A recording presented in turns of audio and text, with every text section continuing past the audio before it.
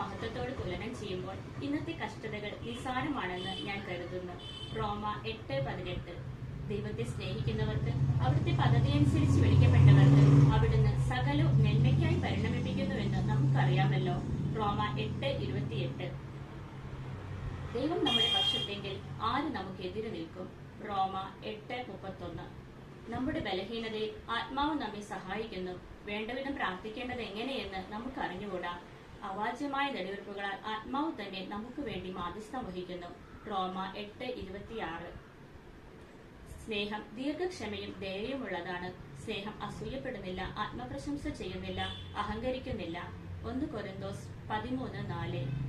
നിങ്ങളുടെ സകല കാര്യങ്ങളും സ്നേഹത്തോടെ നിർവഹിക്കുവിൻ. 1 കൊരിന്തോസ് 16:14. പിതാക്കന്മാരെ, നിങ്ങൾ കുട്ടികളിൽ കോപം ഉളവാക്കരുത്.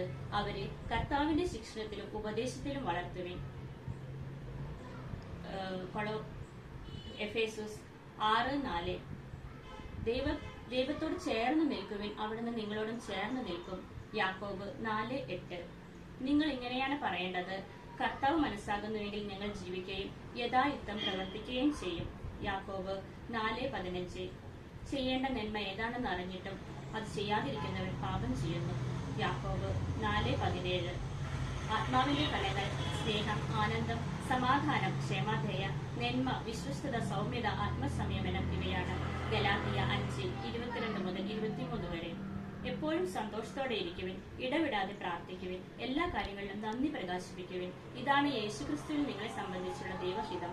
1 തെസ്സലോനിക്ക 5:16-19 വരെ. Thank you.